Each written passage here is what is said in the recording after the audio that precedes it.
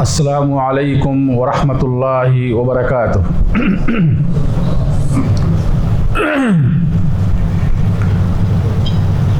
الحمد للہ رب العالمین والصلاة والسلام علی من بعثہ اللہ رحمۃ للعالمین نبینا محمد بن عبد اللہ الامین وعلی آلہ وصحبہ اجمعین ومن تبعهم بإحسان إلى يوم الدين أما بعد سبحانك لا علم لنا إلا ما علمتنا إنك أنت العليم الحكيم رب زدني علما رب اشرح لي صدري ويسر لي أمري واحلل عقدة من لساني يفقهوا قولي۔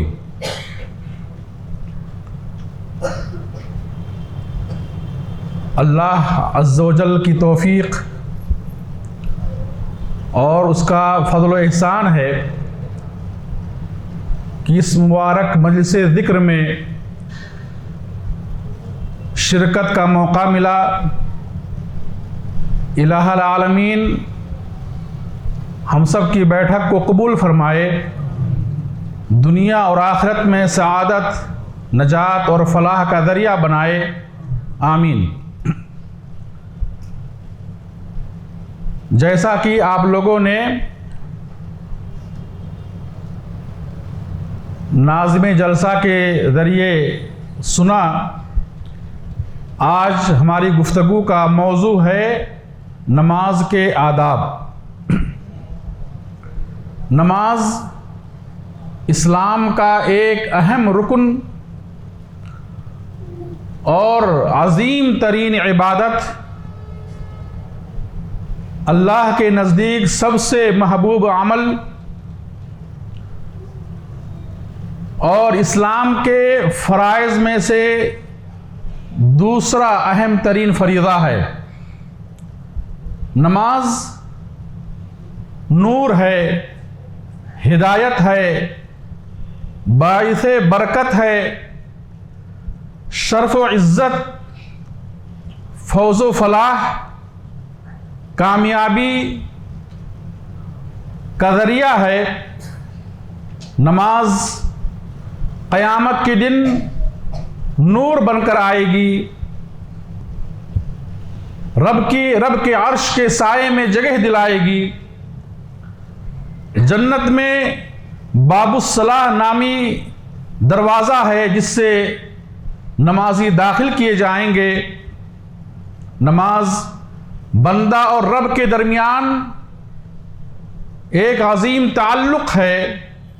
جب بندہ نماز پڑھتا ہے تو وہ اپنے رب سے سرگوشی کر رہا ہوتا ہے، اور سب سے زیادہ جو عمل بندے کو اللہ سے قریب کرتا ہے وہ نماز ہے۔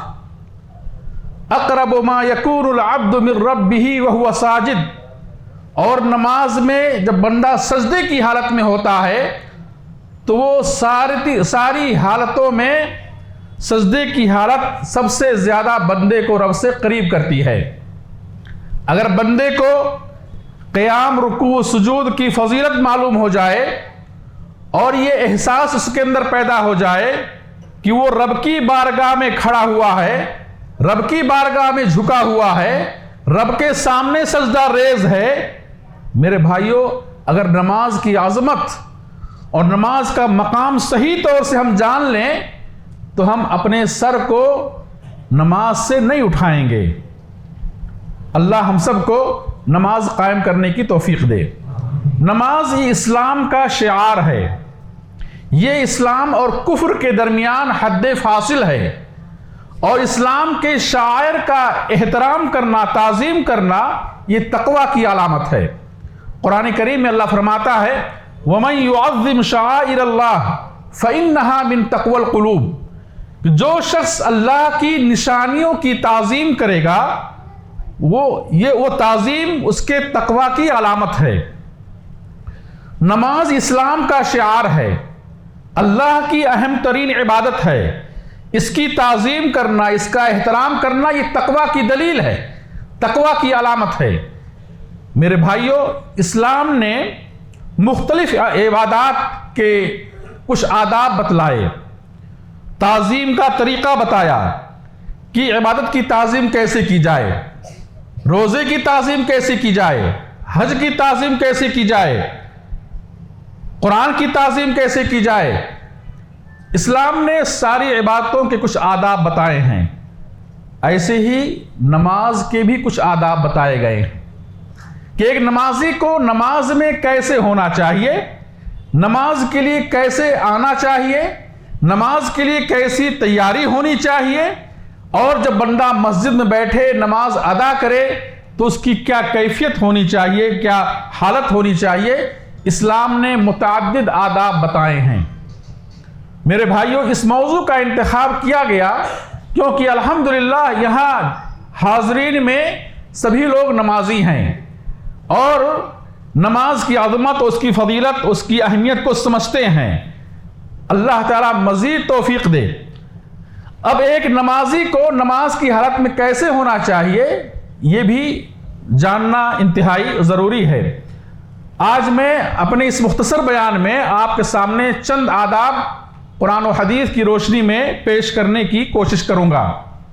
نماز کے آداب میں سے پہلا ادب یہ ہے کہ دل میں اخلاص ہو، بندہ اللہ کی خاطر، اللہ کے لیے، اللہ کی محبت میں، اللہ سے بدلہ پانے کے لیے، اللہ کے یہاں اچھا بننے کے لیے، اللہ سے قریب ہونے کے لیے نماز ادا کرے۔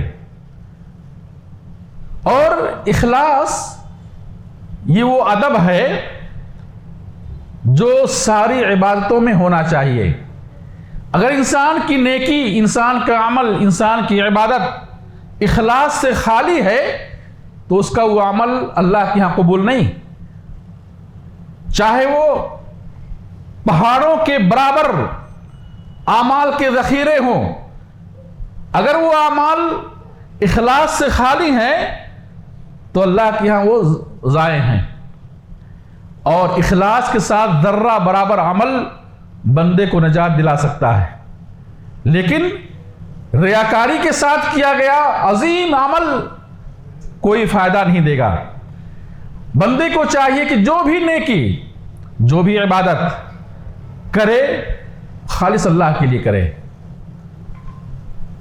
قرآن کریم میں اللہ فرماتا ہے وَمَا أُمِرُوا إِلَّا لِيَعْبُدُوا اللَّهَ مُخْلِصِينَ لَهُ الدِّينَ، لوگوں کو حکم دیا گیا ہے کہ وہ خالص اللہ کی عبادت کریں۔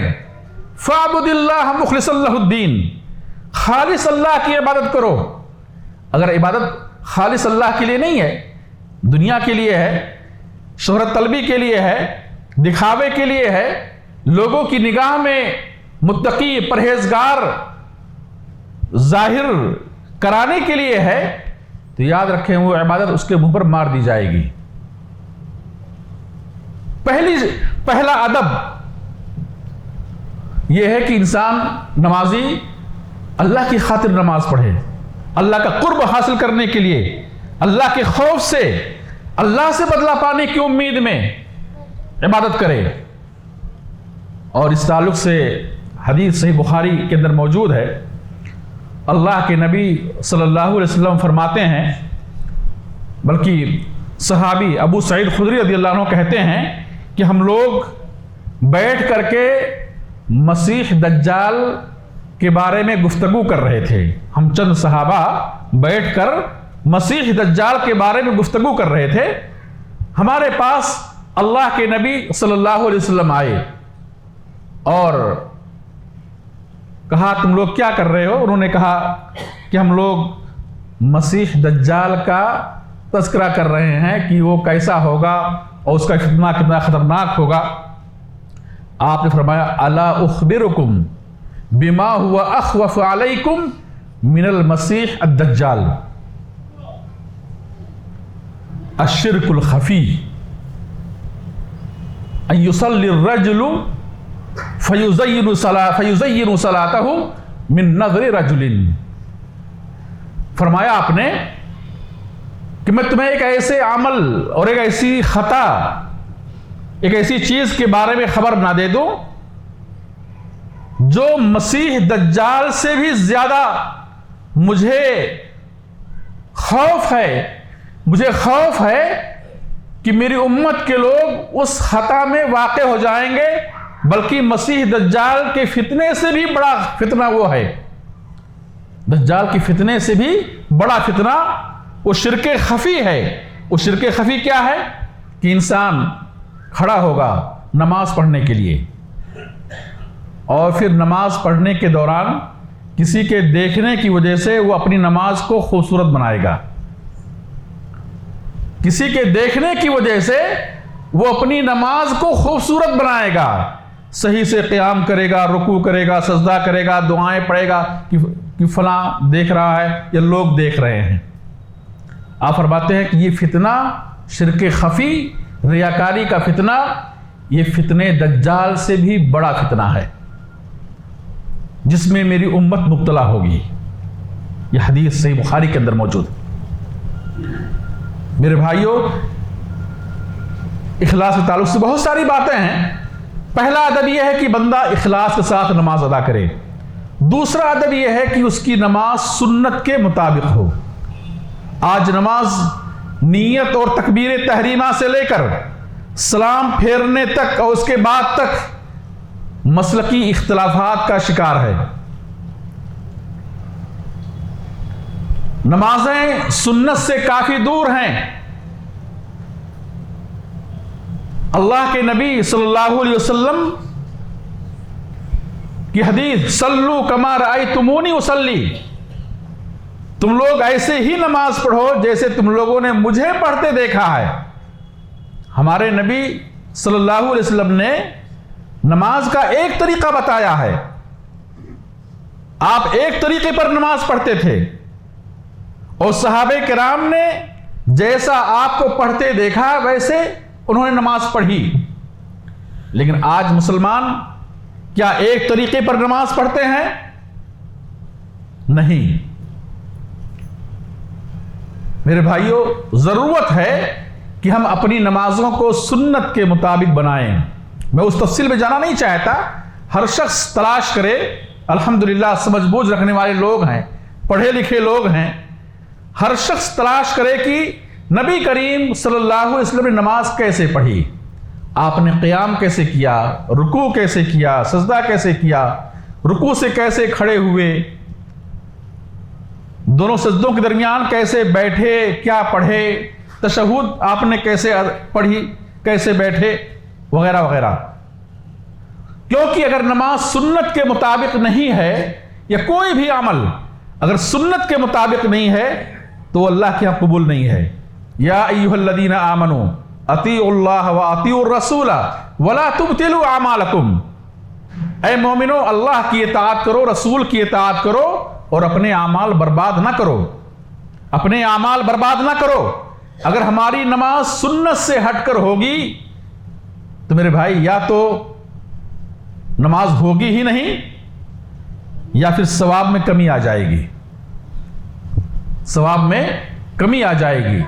اور وہ حدیث صحیح سنن ابی داؤد کی روایت ہے، آپ فرماتے ہیں صلی اللہ علیہ وسلم ان العبد یصلی، بندہ نماز پڑھے گا، ما یکتب له منها الا عشرها او تسعها او ثمنها او سبعها او سدسها او خمسها او ربعها او ثلثها او نصفها۔ حسنہ الالبانی رحمہ اللہ۔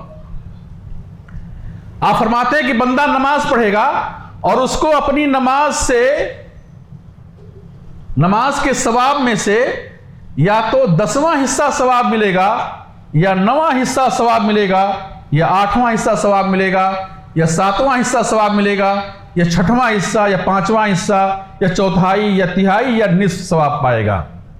بندہ نماز پڑھے گا لیکن مکمل نماز کا ثواب، نماز کا مکمل ثواب حاصل نہیں کر پائے گا، یا تو 10واں حصہ یا 9واں یا 8واں یا 7واں یا 6واں یا 5واں یا چوتھائی یا تہائی یا نصف کے بعد آپ خاموش ہو گئے۔ اور معلوم یہ ہوا کہ جس کی نماز جس قدر اخلاص کے ساتھ ہوگی، سنت کے مطابق ہوگی، نماز کے آداب کی رعایت ہوگی، اس کے ثواب میں اتنا ہی زیادہ اضافہ ہوگا۔ ضروری ہے کہ ہم نماز کے آداب کی رعایت کرتے ہوئے نماز پڑھیں اور ان آداب میں کچھ آداب واجب ہیں، کچھ مستحب ہیں۔ واجب آداب چھوڑنے پر نماز ہی نہیں ہوگی، اور مستحب آداب چھوڑنے پر ثواب میں کمی ہو جائے گی، جس کا ذکر آگے آئے گا۔ تیسرا ادب، نماز کے آداب میں تیسرا ادب یہ ہے کہ بندہ پاک و صاف ہو۔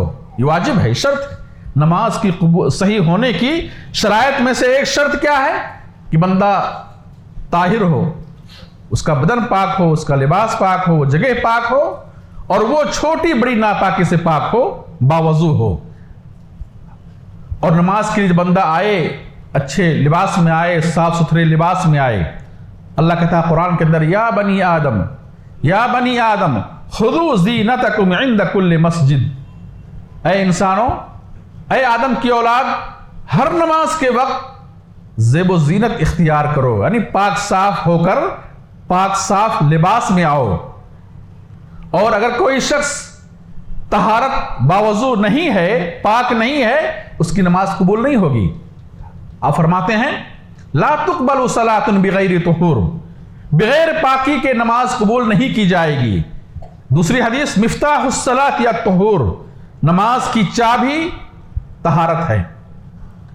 اور بہت سارے لوگ پاکی و صفائی کا خیال نہیں رکھتے، یا تو سگریٹ پی کر مسجد میں آ جاتے ہیں، یا کچا لہسن پیاز کھا کر مسجد میں آ جاتے ہیں، جس سے نمازیوں کو تکلیف ہوتی ہے۔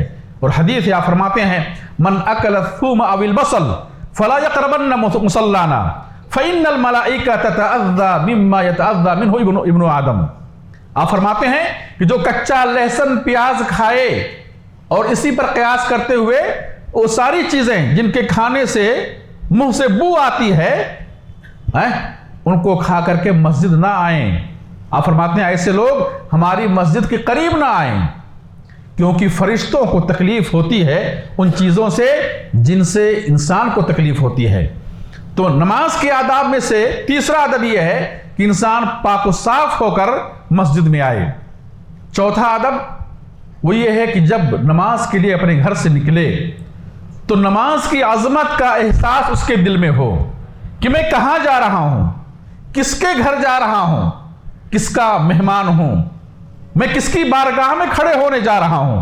نماز کی عظمت کا احساس اس کے دل میں ہونا چاہیے۔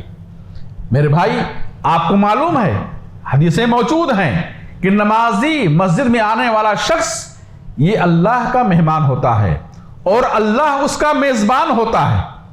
نمازی کا مقام یہ ہے کہ جب وہ مسجد میں ہوتا ہے تو وہ اللہ کا مہمان ہوتا ہے، اور میزبان کون ہوتا ہے؟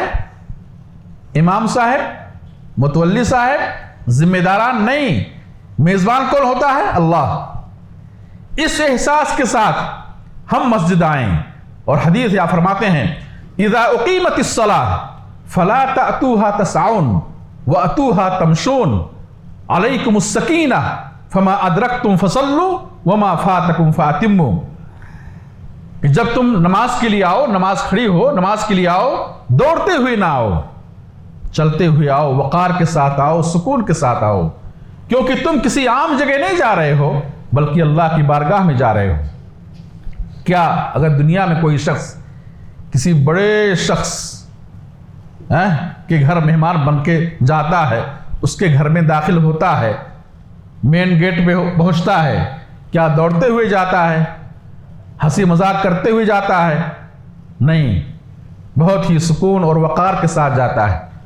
اللہ بادشاہوں کا بادشاہ ہے، اللہ آسمان و زمین کا خالق، اور یہ مسجدیں اللہ کا گھر ہیں۔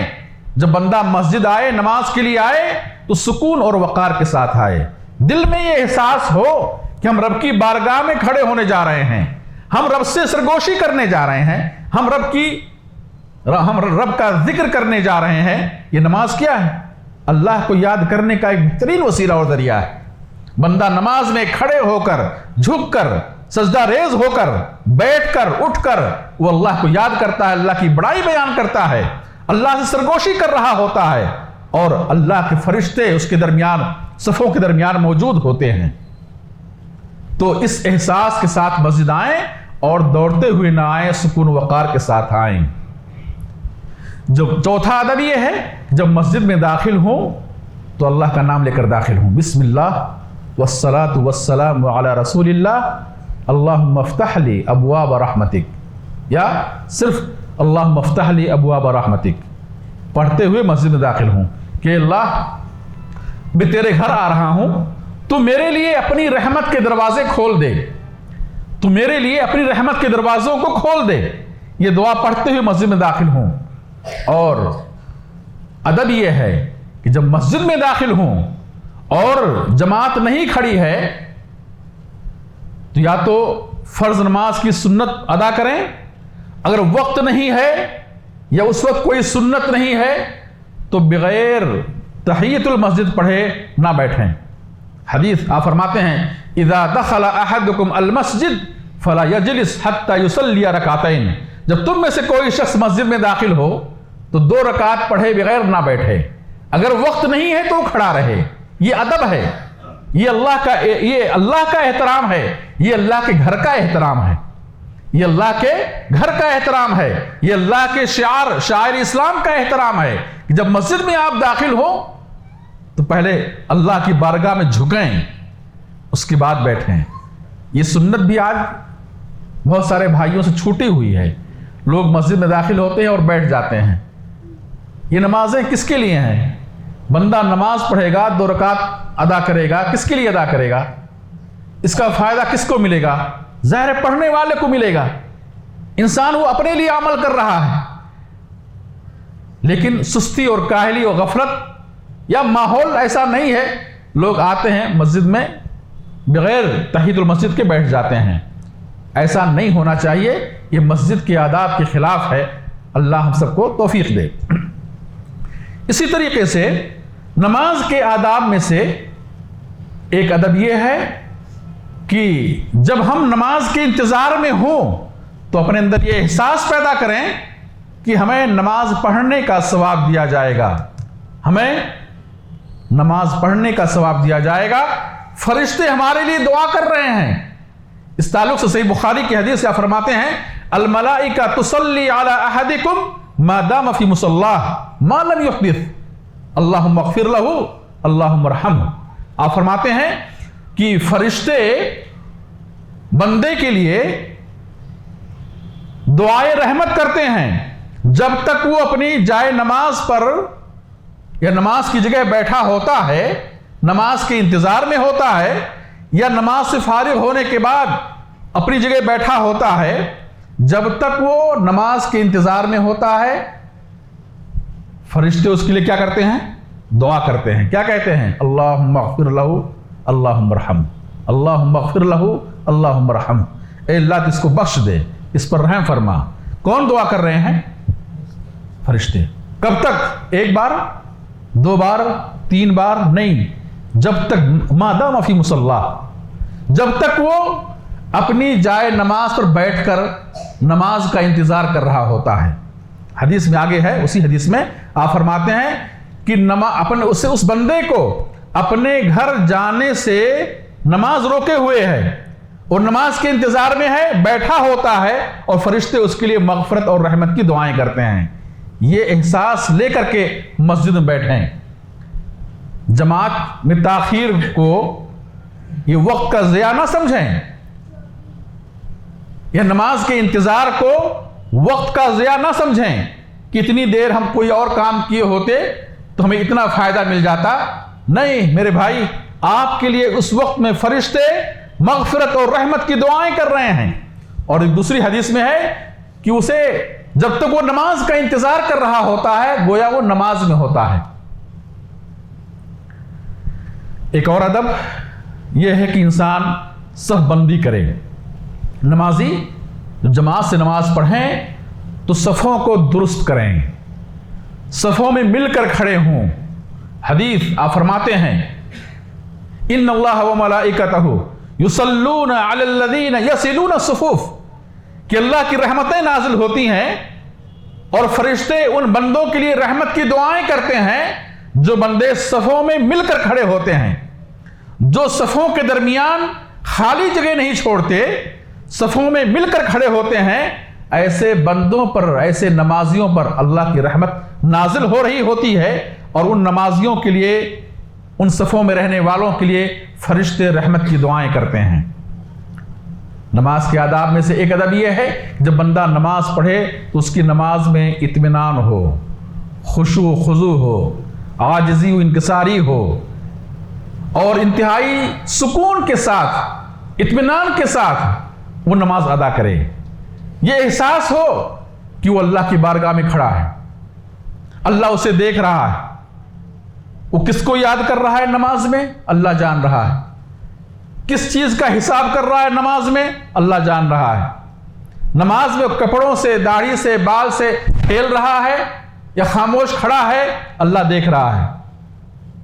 اور اگر یہ احساس، حدیث الاحسان ان تعبد اللہ کأنک تراہ فإن لم تکن تراہ فإنہ یراک، یہ دین کا سب سے اعلیٰ مرتبہ ہے، دین کا سب سے اعلیٰ مقام ہے کہ اللہ کی عبادت ایسے کریں گویا کہ ہم اللہ کو دیکھ رہے ہیں۔ ہماری وہ کیفیت ہونی چاہیے گویا کہ ہم اللہ کے سامنے کھڑے ہیں، اللہ کو ہم دیکھ رہے ہیں۔ اور اگر یہ کیفیت پیدا نہ ہو سکے تو کم از کم اتنا احساس ضرور ہونا چاہیے کہ اللہ ہمیں دیکھ رہا ہے، اللہ ہمیں دیکھ رہا ہے۔ انتہائی خشوع و خضوع کے ساتھ، عاجزی و انکساری کے ساتھ رب سے مانگیں، دعائیں کریں، رب کی بڑائی بیان کریں، اس کی تسبیح بیان کریں، اس کا حمد بیان کریں، دعائیں پڑھیں۔ غافل ہو کر نماز نہ ادا کریں۔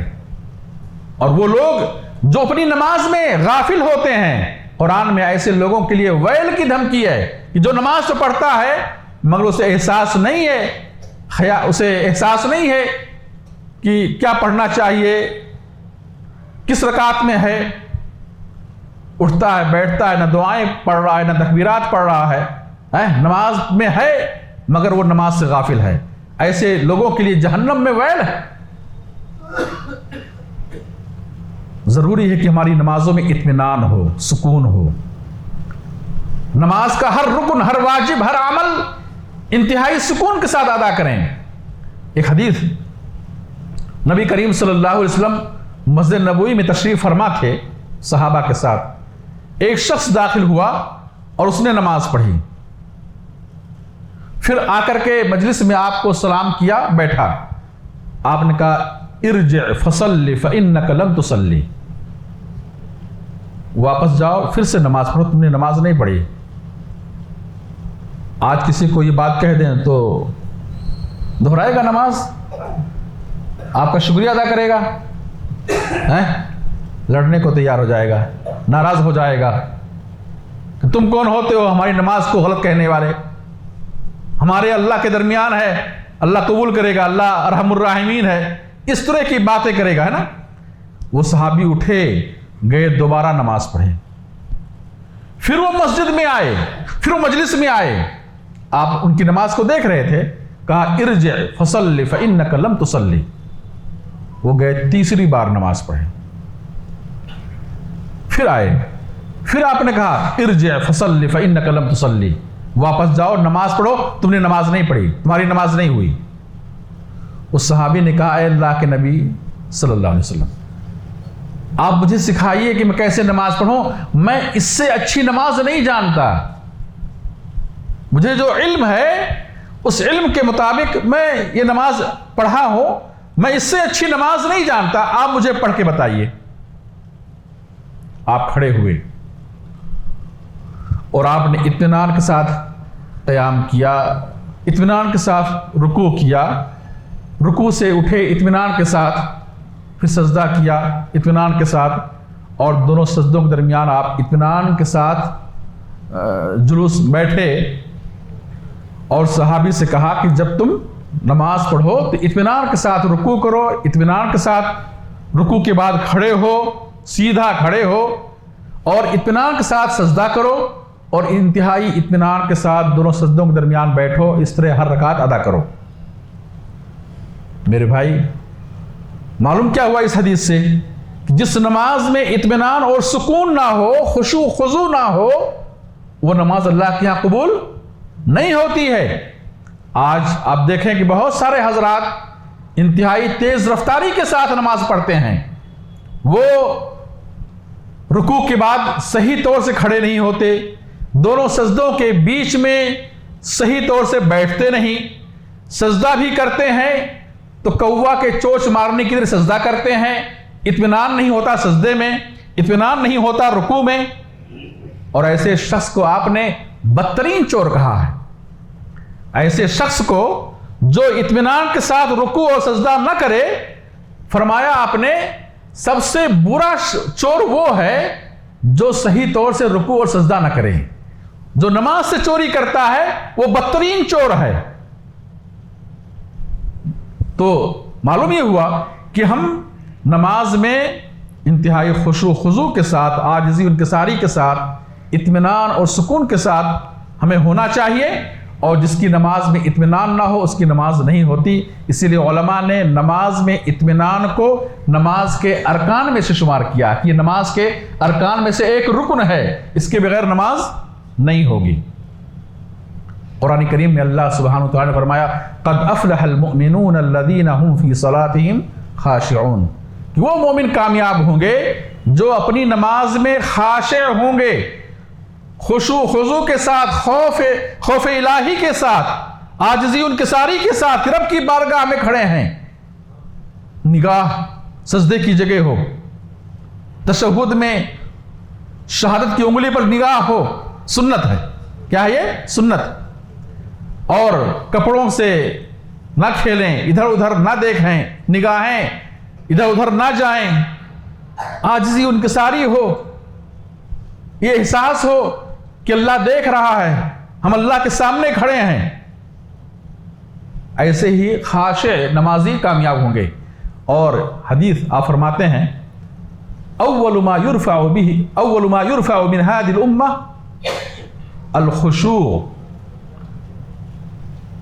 अल-खुशू फ़िस्सलाह हत्ता ला तरा फ़ीहा ख़ाशिअन औ कमा क़ाल अलैहिस्सलातु वस्सलाम। ये हदीस अल्लामा अलबानी रहमतुल्लाह ने इसे हसन करार दिया है। आप फरमाते हैं कि मेरी उम्मत से सबसे पहली चीज जो उठाई जाएगी वो नमाज में खुशू खुजू, ये सबसे पहले ये चीज क्या उठा ली जाएगी? हत्ता ला तरा फ़ीहा ख़ाशिअन, यहां तक कि आप किसी भी शख्स को नमाज में खुशू खुजू बरतने वाला नहीं पाएंगे।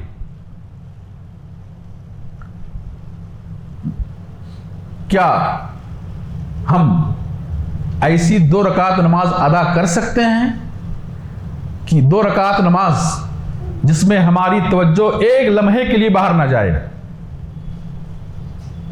नहीं कर पाएंगे।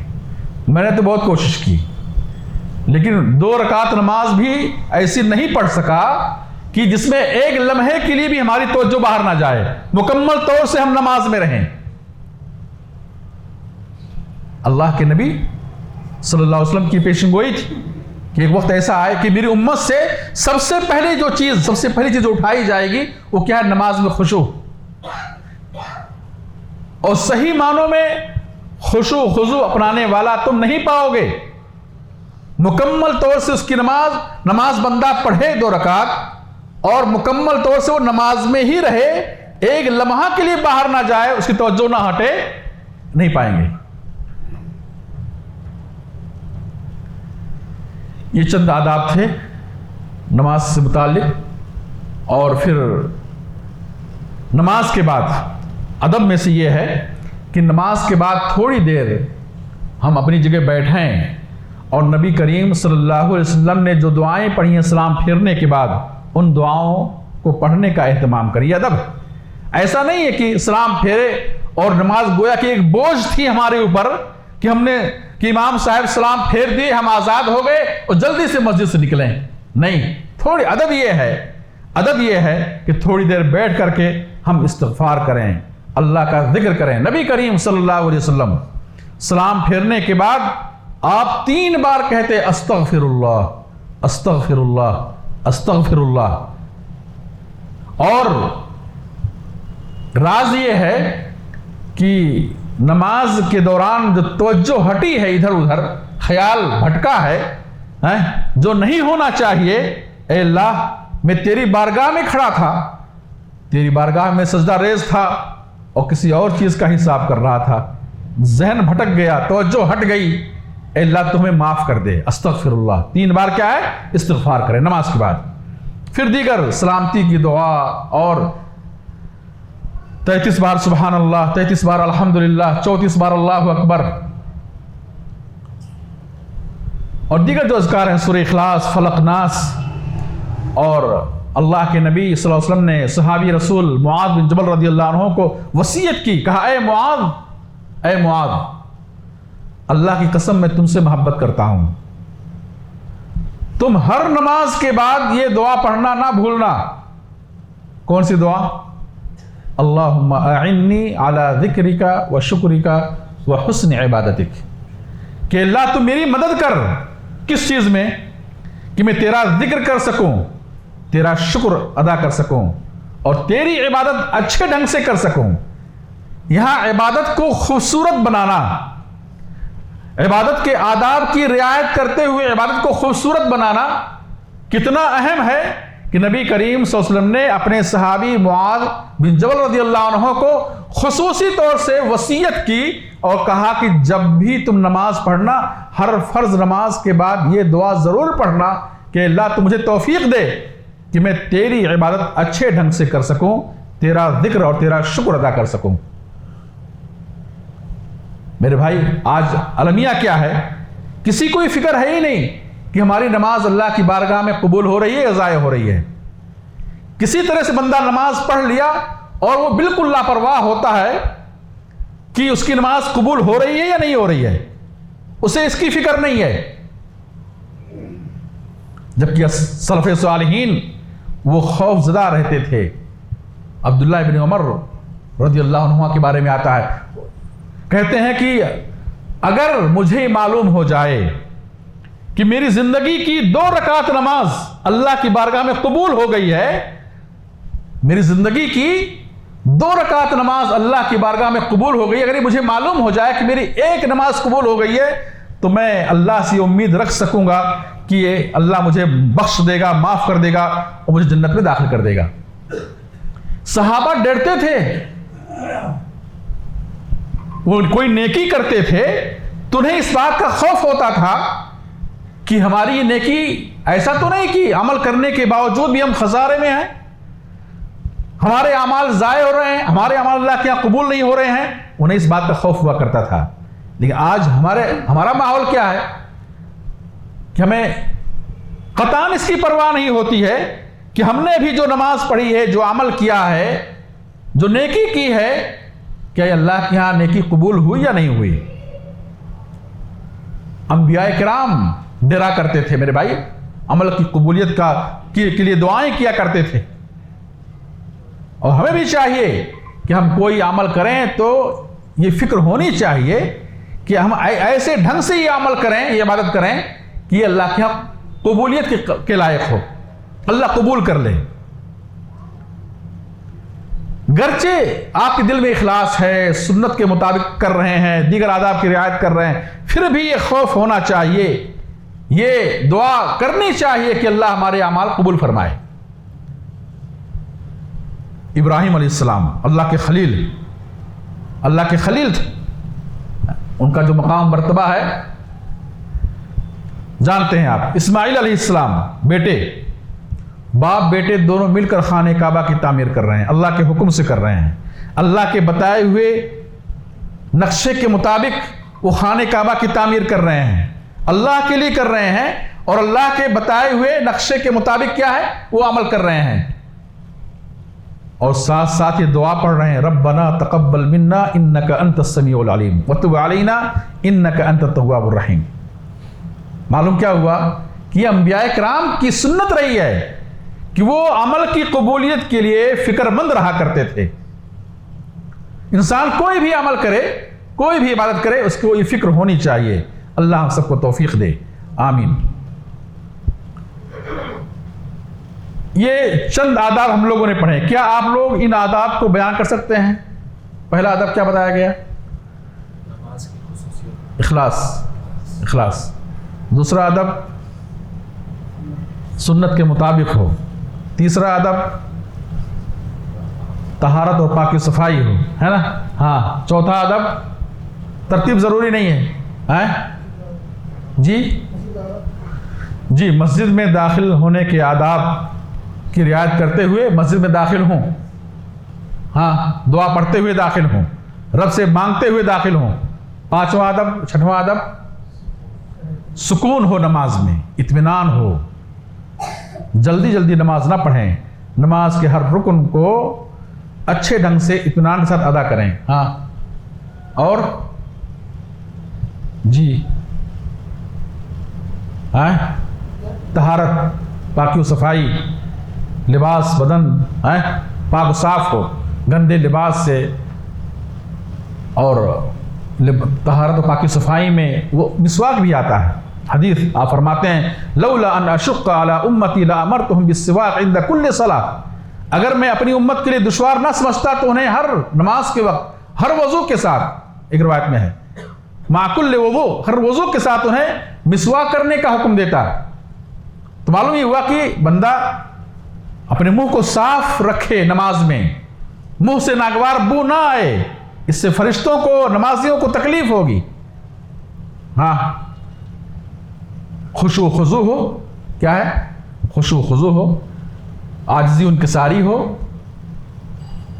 نماز کی عظمت کا احساس ہو، یہ احساس ہو کہ ہم جو عمل کر رہے ہیں، جو عبادت کر رہے ہیں، ہمارے سارے اعمال میں سب سے اہم عمل ہے یہ، ہماری ساری ذمہ داریوں میں، ہماری ڈیوٹی اور ہماری ساری ذمہ داریوں میں سب سے بڑی ذمہ داری یہ ہے 5 وقت کی نماز۔ ہم جو کام کر رہے ہیں یہ ہماری سب سے اول ذمہ داری ہے، اس سے اہم کوئی کام نہیں۔